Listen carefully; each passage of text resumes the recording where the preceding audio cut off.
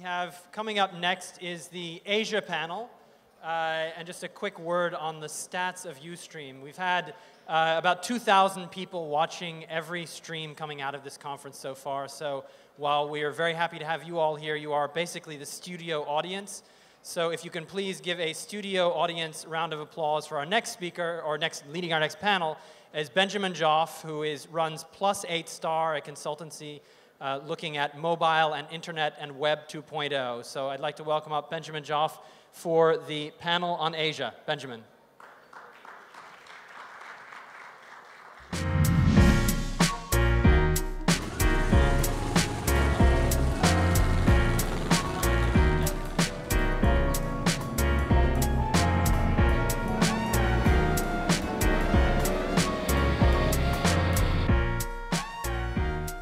And just one last thing, we want to make sure that we're getting a lot of questions here, so we're going to take questions over Twitter. Benjamin will give you the details, but basically hashtag LeWeb', hashtag Asia. Please send up your questions. Thanks, Thomas, for your kind introduction. So hello, everyone. Glad many of you made it to this session.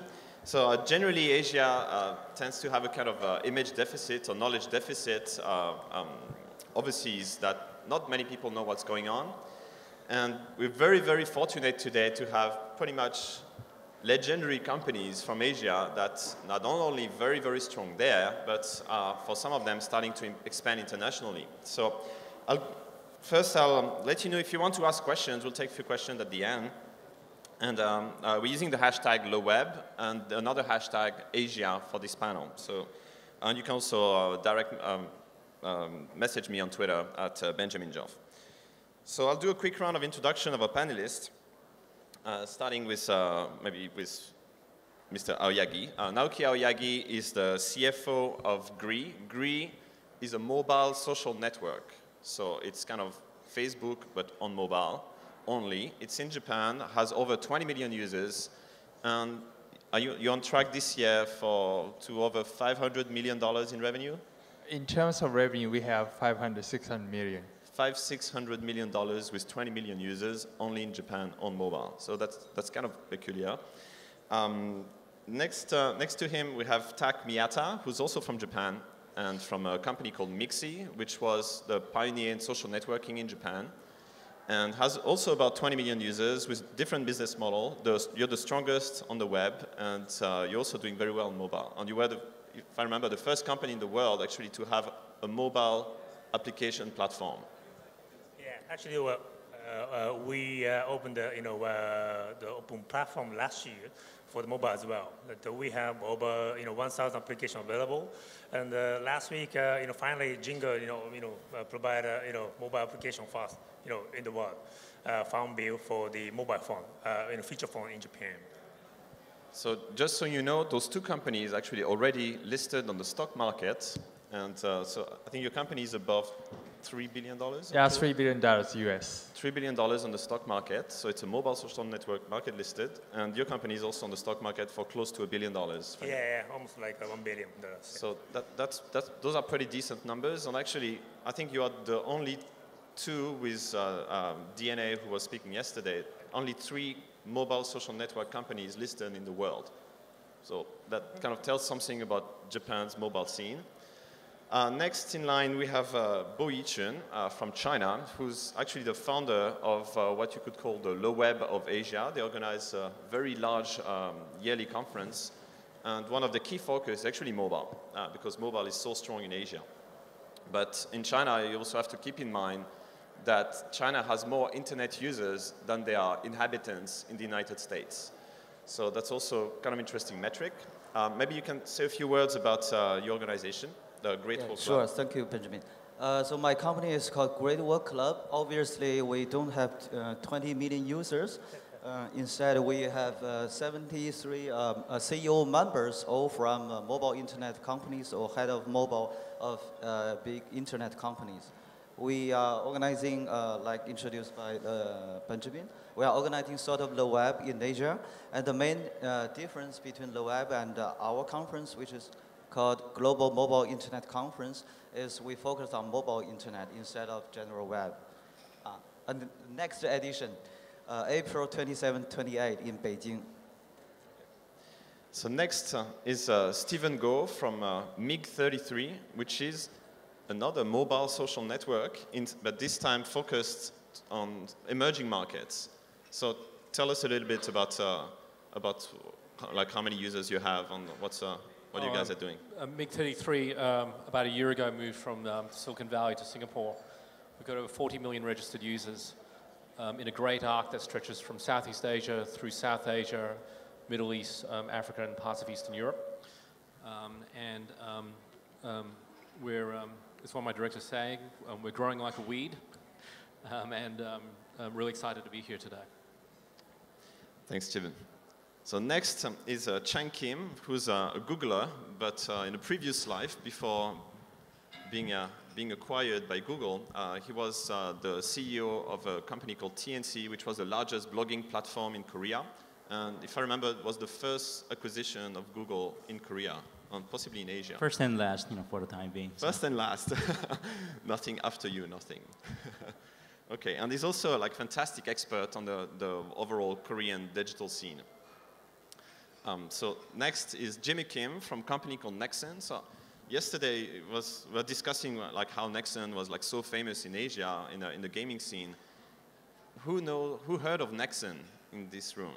You can raise your hand. So 1, 2, 3. That's not very many. So Nexon is an interesting company, and I'll just repeat rumors if I may. So it's one of the biggest gaming companies in Asia, and actually soon to be in the world because they're going public soon. It's a rumor. And on track for about $1 billion in revenue, half of it from like overseas market. And it's really interesting to know that because another rumor is that Disney has been making offers to acquire them quite a few times, and the last time I heard about it was an offer of about $6 billion acquisition. If you're familiar with gaming, you might have heard of Electronic Arts. Electronic Arts market cap is below $6 billion. So this is kind of a significant number. And you're in charge of Nexonova, which is the social gaming subsidiary of Nexon. Obviously, Benjamin knows more than I do because I just do development, but I don't know any of the specific numbers. And my company told me not to talk about numbers because they don't know numbers, so it's all rumors right now. So it's all rumors. But yeah, we specialize in social network games, and so next time we service globally a lot of games right now, and it's great to be at LeWeb. Thanks, Benjamin. So to introduce myself briefly, and you might be wondering why like a Caucasian guy is moderating an Asia panel. So I have a little bit of Asia in me because I've been living in Asia for the past 10 years across Japan, Korea, China. So I can do a bit of the Ohayo gozaimasu, the annyeonghaseyo, and zaozhanha. So that's basically what I'm doing with my consultancy called +8star is researching innovation from Asia to bring that to other markets. And I'm also involved in a social gaming company doing the 3D social games. So without further ado, we're going to move on to kind of grill you a little bit with questions. And I'm going to use my not so fancy anymore iPad to ask you first. Okay, so you're all from Asia. It's about probably a 10-hour flight for any one of you. Why flying to Paris on winter like this? Well, so what are you here for? So Aoyaki-san. No, although we are making billion money, and we have the much bigger market cap, almost people here in Europe and the West, they don't know about the social gaming in Japan and Asia, so that's why I'm here. Okay, so you're here to raise awareness around GREE, right? And what are like your key interest in coming here? Is also to meet companies or meet partners? Meet companies, meet partners. Especially, we are interested in acquisition in Europe and West market. It's kind of interesting because we heard the same thing from Namba-san, from the CEO of DNA, your like fiercest competitor in Japan, and they acquired NG Moko, mobile social gaming in a company in US. Are you looking at the similar targets? Yeah, very similar target. We are interested in social gaming areas, and we have done 5-6 investments in Japan, Asia Pacific. And most of your business at the moment is social games. So we're saying mobile social network, but your revenue model is what do you make money those $500 million from? We operate both the social networking platform and social gaming. It's like Facebook plus Jenga. So So you're both Facebook and Zynga on mobile Yes. in it Japan, is. and that makes $500 million this year. Yes. That's pretty sweet.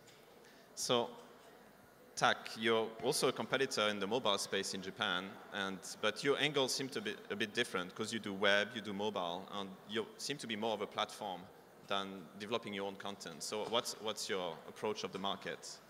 Yeah, actually, right now we focus on the platform. So different from GREE. GREE has good contents and the platform as well. We focus on the third-party contents. Like I said, Jingo started providing game last week. Today, finally, Playfish, started providing the Restaurant City on the mixi. So yeah, we understand that European and US social gaming companies very good at using the social graph in the gaming. So we hope many gaming company coming to the mixi platform for the web and the mobile as well. So you have built a stronger social graph, and you can leverage that also for gaming applications. Yeah.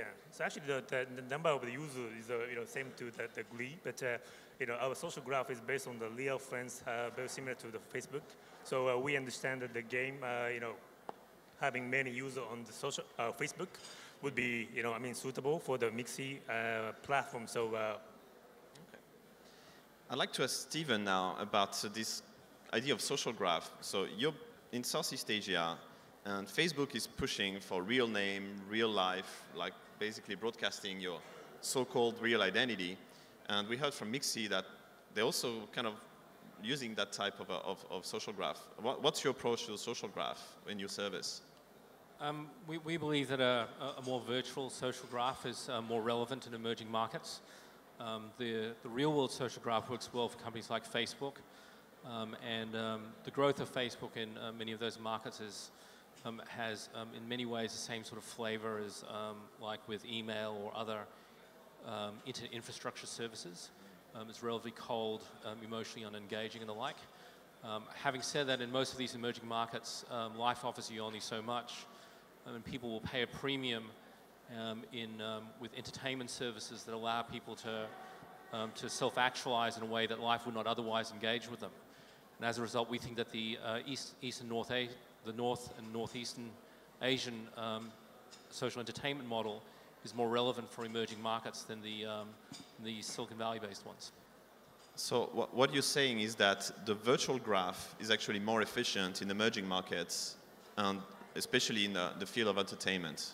Oh, absolutely. If you can speak closer to the mic. Oh, absolutely. If it's not in some markets which, for economic reasons, people can't escape from whatever their lives might be, for many Islamic markets where a rising moderate middle class wants to modernize, to other cultures where, for whatever the reasons might be, if it's the caste system in South Asia or whatever, it gives people an opportunity to self-actualize. So we think the virtual model is far more relevant to emerging markets than the Facebook model. The Facebook model is great, and there's a lot of take-up everywhere, but we think that the virtual model probably is more valuable in the longer run.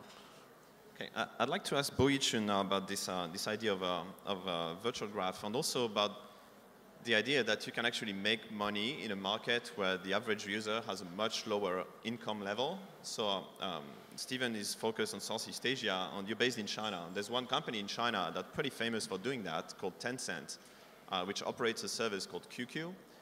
I think this year they're on track for like $2.5 billion in revenue, probably about more than $1 billion in profit. Probably 3 billion. Probably 3 billion. Okay, that's actually a lot of money. And in case you're not aware of that company, this is actually the third largest internet company in the world after Google and Amazon. The market cap is $45 billion, 10 cents. So if you haven't heard of it, it's a good time now to take note of it. So how is it possible to make close to $3 billion in a market where the average revenue is maybe $400 per month for like the people there? So how does this work?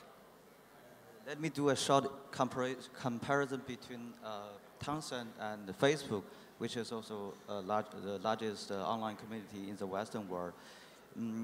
Tencent, so this year they have 600 million active accounts. And if we talk about the difference, I think Tencent should be much more interesting than Facebook in terms of both operational and financial aspects. More users, more revenue, and highly profitable. And the main difference, I think, is the business model. Because in Tencent, I think more than 70% of $3 billion revenue this year is from internet value-added service, from so-called virtual model mentioned by Steven, from avatar, from gaming, and about 10% from mobile content, and only less than 10% from advertising. So, which means about 90% of $3 billion directly from users. It is a B2C business model in terms of advertising-based B2B business model. So in emerging markets, the digital goods model, entertainment services, like B2C models seem to be more relevant than the advertising models. And I think that's part of what inspired Steven as well, because I read in an interview that you said MiG-33 was going to be the Tencent on mobile in the emerging world. So this is like, if I may, this is Chinese to most people. They have no idea what you're talking about. So can you explain how you define this mission? I think for MiG-33, the dominant use case is in chat and chat rooms. And we're successfully converting that into a broader SNS platform. And excited then with the take-up or the opportunity for social games to really light up the virtual social graph and make it valuable inside of MiG-33. We also recognize that mobile being relevant in emerging markets is very different to the way that the internet has grown in many westernized markets. We've recently done a Series C. I'm very proud to have GREE join us as a shareholder and to learn really from a leader in mobile market, in a leading mobile market. What is it going to take for us to be successful as mobile changes the internet very dramatically in emerging markets? Once again, what we're seeing is where mobile is so different for what it means for computing to people in emerging markets. It's a great differentiator for our business. Okay.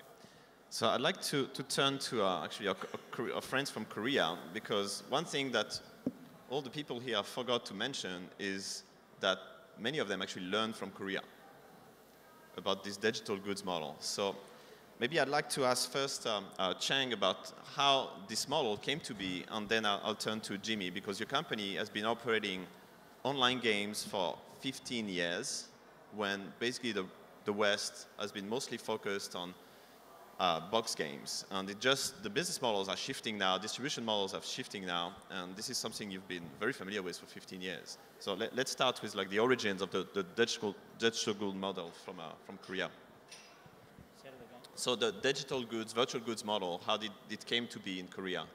It became successful. Yeah, so there's a lot of companies that say that they took the original inspirations from the Korean market. Korea was one of the most advanced markets when it comes to the internet and broadband. So as a result, a lot of new business models came from Korea first, like the virtual goods or the microtransactions. Like you use the service for free, and then as you go, you buy purchase virtual goods, things like that.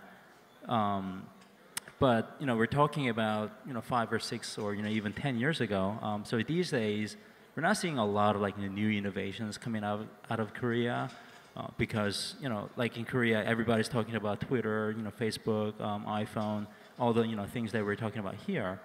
But I was going to say that if you look at the only the surface of it, or just high level, then you might say there's nothing much interesting going on in Korea. But if you look deeper, there's still some interesting stuff that are coming out of Korea. So Jimmy, tell us about what your company has been doing for 15 years, and that the rest of the world is waking up about, basically, online games, digital goods. So tell us, why is it so successful? Is it an Asia thing? Well, I think that I think business models evolve by need. And then, of course, like all games. Speak closer to the mic, please. I think that first we started out with a subscription model like everybody else did. But then we realized that, that a lot of people want to try out the service and start paying $10 a month, $12 a month. But Korea, I think, really contributed because we have one of the fastest internet in the world, while also we have the many payment gateways. So you can pay by 100 different kind of ways, from mobile phone to prepaid cards to put it on your phone bill and everything else right now, which enabled us to really charge in many different ways. So you don't have to charge $10, $5. We can only charge up to 50 cents to a dollar. So this really gave us an idea to charge on virtual goods. Because when you charge virtual goods, subscription model is about a whole time and service, but virtual goods is about an item. And you can't charge $1, you can charge $1, $2, but the problem is other countries or other payment gateways wouldn't allow because of many legality and transaction fees and everything else right now. So because we had a good infrastructure of not only internet, but also different kind of payment gateways, we were able to explore virtual goods very early. So definitely Nexon prides itself that we are one of the first companies to really try out and mature so-called the freemium model. Yeah, if I remember, one of the origins of the freemium model is that basically the market was so competitive that companies operating online games with subscription realized there was already some kind of secondary market that users were trading items in, and they decided to make this the main business model. That's quite interesting in the sense that now this model is spreading worldwide. Nobody at that time was presented more as a local cultural thing, and now it looks like everybody agrees that it's just a good business model. Especially because the subscription model is leaving money on the table on two sides. The people who don't want to pay up to the subscription price, and also the people who would like to pay more, but there's just one subscription price. So it's very interesting to see that spread. I'd like to, since the title of our panel is Digital Life, Real Billions, I'd like to go and talk beyond gaming about what other aspects of the digital scene have now like been made successful in Asia. And I'd like to ask you, Chang, about what interesting examples you've seen in Korea about life becoming digital. So this is my thinking, where the interesting question to ask here is, what are the problems in, let's say, in Korea, right? And then, how do the entrepreneurs in Korea, try to solve that problem? Because entrepreneurship is all about, solving the problem. And just, by looking at the problems that, Korea has, and, just try to see how the entrepreneurs try to address those problems. I think, that gives you a lot of interesting, insights. One of the problems that I can think of in the Korean society, which is the biggest problem, is education. Korea is a very competitive society, and everybody wants to. I mean, it's actually pretty difficult to imagine a life of a Korean student if you're in Europe or U.S. People, the students, spend like huge amount of time in school, this is actually today's newspaper. Les Echos? Yeah, Les Echos. And Benjamin, helped me, understand, what this is. And it says it's like a ranking of students, like comprehensions. Education systems. Education system, right? And then the Korea was #1 and France was number 18. And partly because part of the reason why Korea is so ranked high is because the competition is so high, and then this is a root cause of a lot of problems in Korea, because everybody goes to the private tutor, and where there is good private tutors, the house price goes up, and so on and so forth.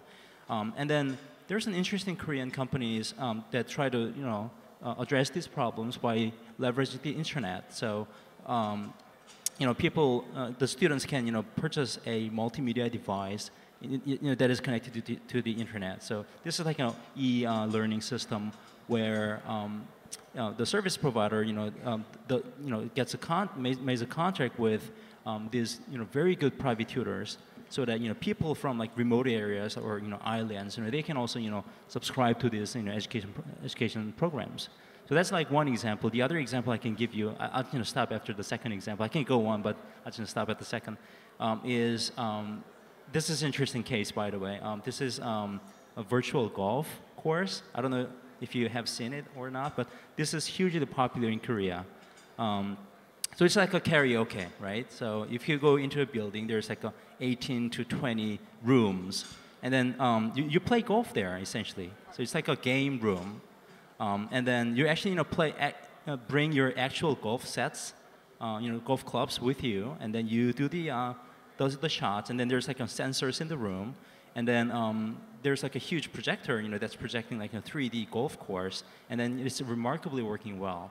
And going back to the problem thing, so Korea, well, golf is a very popular sport in Korea, but then golf course is actually pretty expensive. So people pay like $10, $20 to go into these virtual golf courses and play golf there, and then it's becoming a hugely popular game in Korea. So just my summary is just by looking at some of the problems that Korea has, whether that be education or expensive golf. And try to see how the entrepreneurs address those problems. I think you can get a lot of insights. So I guess this is also made possible, like in Korea, solving the problems you mentioned, education, entertainment with like offline entertainment that's expensive with golf, for instance. This is made possible by the exceptional IT infrastructure Korea has. So Korea is always ranked #1 on IT networks. So we all use the term broadband, but in US, the broadband term covers any connection above 200 kbps, which is kind of a modem. In Korea, you have like fiber to the home for several years already. So it's really interesting to see how you guys are ahead of the curve. And like I think I read somewhere that the virtual golf rooms, there's like 5,000 of them, and that's a $500 million market per year, and that nobody knows about it pretty much. And the company you mentioned in education, what's the name of the Mega Study. Mega Study. And do you have an idea of their revenue? They're doing hundreds of millions of dollars per year. Like a couple of $100 million a year. That's not too bad for a country with 50 million people. So, okay. So talking about digital life, so we heard a lot about, okay, mobile is big and it's working. And we could think, okay, Asia, maybe they have some special conditions. That Japan has launched 3G pretty much before anybody else back in 2001. So you could think, okay, this is mobile is something for advanced markets, sophisticated markets. And then we hear from Steven that you're targeting emerging markets. So I'd like to ask you guys, how is that possible to have what made your companies successful? What were the market conditions that make it possible for GREE to become successful in Japan? I think one is the high penetration of the fixed rate mobile internet. So flat rate mobile internet, like data plans. Right. Okay. Like how widespread is that? How many people have that? I think 2/3 people. 2/3 of the mobile users have flat rate, yes, unlimited internet on mobile. Correct. That's pretty big. And what's the penetration of 3G in Japan?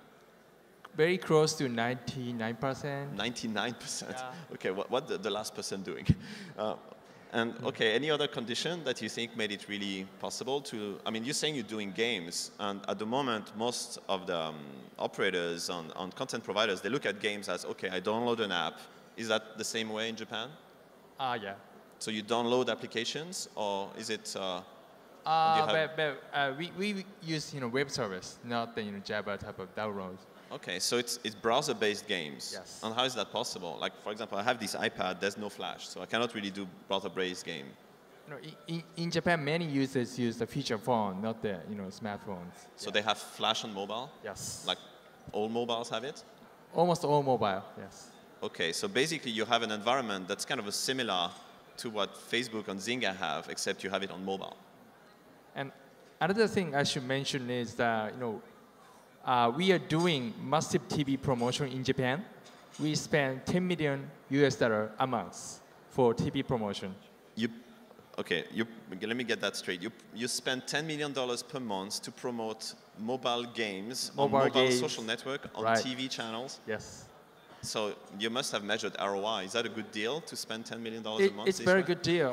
The user acquisition cost per user is roughly $15, and we have more than $2 ARPU. So it's very good investment. So acquisition cost of a user is $15, and you make about $2 per month per user. So basically within 6 months you cover your TV campaign, and then you make profit. Right. That's pretty insane. So what is Mixi doing? Are you doing TV advertising as well? TV commercial? TV commercials? No, we're not. We're not. I mean, we have gaming, but we are more like focusing on the the social platform for the user. Okay. So we have game, but user want we want the user to use the communication, the gaming, the event, whatever communication in there. So a little bit the strategy is different from because you don't develop your own games. You work with third parties, right? Yes. Yes. Okay. And how is the payment working? Because in most places on mobile, payment is like premium SMS, like operators take half the money. It's really kind of cumbersome. Yeah, so Japan had quite different situation that the mobile payment is quite, good. Before we started social gaming, we have $5 billion US dollar market for the mobile contents, ringtone, wallpaper, whatever, contents, and $7 billion market for the mobile commerce. So mobile payment system is very prepared in Japan by Korea. So that's kind of easy to have. What you're saying is that basically mobile payment is so widespread, has been around for like maybe since the launch of iMode, like about 10 years ago, right? Mobile payment is very widespread. Yes. It's very simple. You have $7 billion of mobile commerce, so mobile people buying like shoes and stuff on CDs. Yeah, but the biggest thing is the ticket. Tickets. Ticket is the big thing. Then also that the Amazon and the LeWeb'10 type of the physical e-commerce is also. What's the latest thing are you buying from your mobile? Yeah, actually, after we started, I started using the iPhone. I always been buying the stuff in the Amazon. Okay, so you buy from your mobile. Yeah. Just as well as you buy from the web. Yes. Okay, very very interesting. And the revenue share from operators is also very beneficial in Japan, right? They give back a lot of a high percentage to content companies. Mm-hmm. The revenue share. Yes, you're talking about mobile payment. Mobile payments. Yes, yeah. It's just 10%, 9% from Korea. So that's encouraged mobile application and contents provided to providing the game for the mobile. Yeah. Okay. I'd like to ask Steven about the conditions you're operating in, because here we hear about 99% 3G, 2/3 flat rate data, flash on all mobiles, very generous revenue share from operators. You're operating in many countries in Southeast Asia, and the deal is quite different there. The phones are less sophisticated. Generally, they don't have flash. So how do you attract 40 million users, which is about the same number of users as those two companies combined? And how do you make money there? How do you handle payments? We think that the emerging markets are really exciting when it comes to mobile, because they're dramatically changing. Many of these markets are being flooded by Chinese handsets, and Android we think is going to be huge in emerging markets for very different reasons than the westernized ones. Our user base has hit a sort of a level where we've got the critical mass and the level of enthusiasm where our users are creating communities of prepaid. So there is a parallel to the Tencent QQ model where QQ collects most of its revenues from prepaid. Our users organize their own prepaid systems, and we are successfully monetizing 150 countries from our own users. So case in point, one of my lead merchants in Surabaya, in September last year, she was sending me $50 a month. In October, she sent me $3,000. In November, she sent me $8,000, and in December, she sent us $65,000 US dollars. And of the $100,000 she sends us each month now, $30,000 actually comes from Saudi Arabia. So we are monetizing our Saudi Arabian user base through Indonesia. We're very excited with the opportunities for that. That puts us in a very unique position, as many of these emerging markets are notorious for not monetizing. The operators do a fantastic job at not paying, and perhaps should learn from the Japanese counterparts a little better. Okay. And I'd like to ask you, Jimmy, about Nexon's experience with the virtual goods model, and what do you think your company has and knows that other companies elsewhere are just trying to learn about? So something about your operation experience, the way you handle digital economy. You've been at it for 15 years, and now it's like, looks like it's finally the prime time.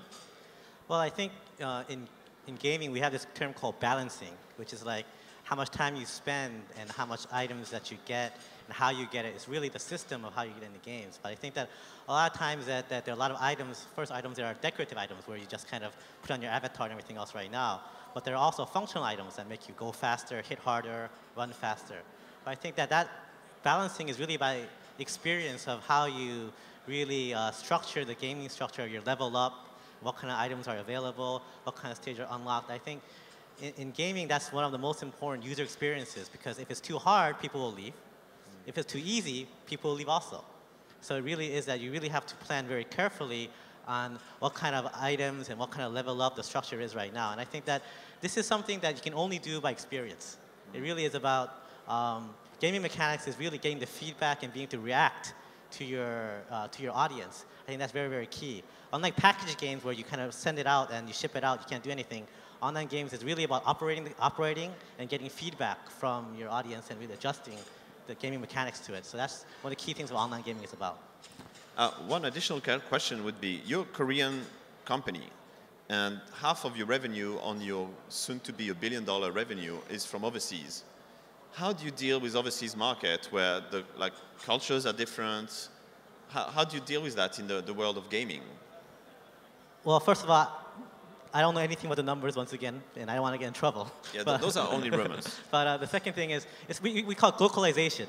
Like in China or in Japan, Japan we have items such as sakura trees. That's very, very Japanese and everything else right now. And China, we have panda items. So the gaming system, the core system is very, very core, but you have to localize it, such as for pandas, for Japanese culture. So if a game to be successful, you have to have those localized aspects. And then the thing is, find the right partner. Find the right people who understand the market, who can give you feedback that you need to tweak the system a little bit more. A lot of people make the mistake of bringing a lot of US games to Korea, and then it fails because it doesn't have the localization aspect. And it's true for us. We've brought mini games to abroad, and some are a success and some aren't. And then we realize the key thing is that you really have to localize the product. And it really is, localization is not just a term, but you really have to put the effort and be able to listen to your market and adjust to it right now. So that's one of the key things that we've learned over the last 15 years. Okay, we have just a few more minutes, so I'd like to take some questions from the offline and online audience. So I hear the online audience is for some sessions up to like 2,000 people streaming. So I think we might get quite a few questions from there. So if you want to ask questions, use the hashtag LeWeb and another hashtag Asia, and I'll be taking them here. So one of the questions I have is about internationalization and what are you, especially acquisitions, because you two have been talking about acquisitions. We were discussing earlier that your company has about $250 million in the bank. In hand, and yes. You're going to have more, which is a problem. So what are you looking at, and what geographies are you looking at? What criteria are you interested in acquisitions? We are interested in US first, and maybe the Asia next. So yeah. How about Europe? You're in Europe here. Of course, yes. Because on Facebook, if you're in Europe, you're pretty much worldwide as well, right? So you're here also to look for potential acquisitions? Yes. Okay, so you're staying for the next panel, listen to the social gaming guys? Right. Okay. How about mixi? Yeah, actually, we also focus on making alliance and acquisition in the outside of Japan, because Japan is a very unique market. So we are based in Japan and focus on Japan. So outside of Japan, we like to work closely with local company in Europe, in US, and other areas. Are there foreign companies being successful in Japan with social games or gaming? Right now, China and Korea, companies, is a success on the mixi platform, okay. But not so many from, Western cultures. So basically, Chinese companies and Korean companies have been early movers to the Japanese market and are doing well. Okay, interesting. How about Jimmy, Nexon? I know you're acquiring studios. You acquired a very nice game studio in Korea recently. Are you looking at also international investment on acquisitions or partnerships? What are you looking at? Like I said, to be global, you have to have partners. So I think that one of the reasons why Nexon also was always looking for partners, not only for development, for content that's very local, but also has global themes. But so definitely, I think coming to LeWeb is one of the reasons why to meet partners and be able to get ideas about games and also share our operation experience to help develop the gaming market, definitely. Okay, I have one question about Android. So it's a pretty big topic for not only, Android is very interesting because it's important in advanced markets and it's also important in emerging markets. Whereas iPhone, obviously if you're in China, if you want to buy an iPhone, that's like 2 months' salary for the average person. So that's a bit of a stretch.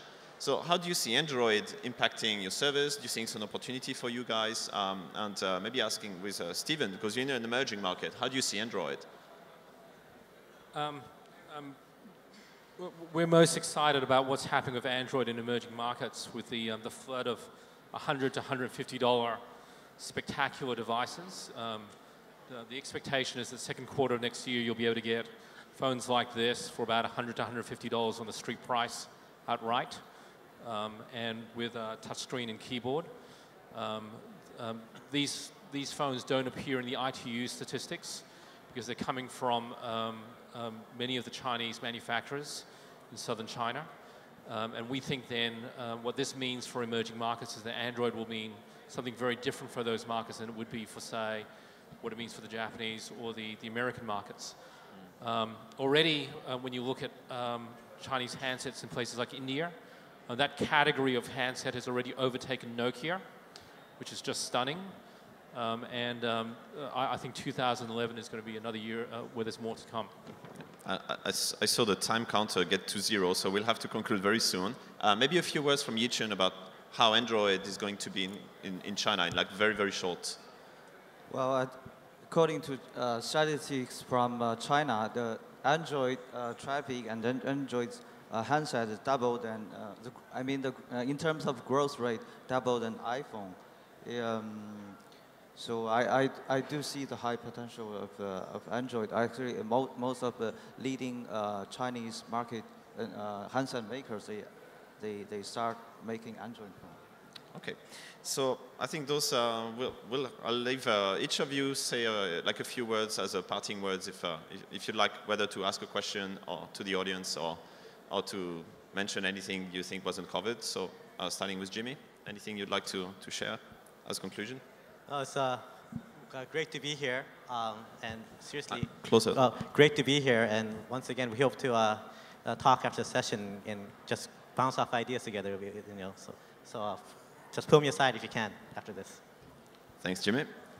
So yeah, well, I'm not doing any startup right now, but I just, I was, in another panel yesterday, and Namba-san, said she's interested in acquisition. So I'm almost feeling envy about the European, startups. If you're really good, here's a chance to sell your company, right? Because all these Korean companies and Japanese companies with cash, want to buy you. So I'm feeling great about that. So here's a chance to it's a chance to build acquisition targets for Asian companies. Either sell out or at least do the business with Asian companies. So I think this is a really good time, I guess. Okay. Final words, like really quickly. I see Tom Crampton getting closer to us. So, Steven. Just to pick on Aoyaki-san's point earlier.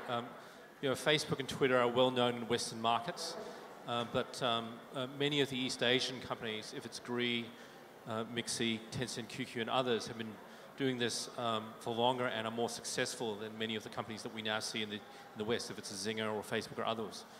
It's exciting once again to be here today and to talk about those companies. LeWeb is a great opportunity for me to have an exchange with Western market players. So if any one of you is interested in Chinese market, so please feel free to talk to me. I will be more than happy. I think you're the first speaker from China actually at LeWeb, so congratulations. I think so. Thanks.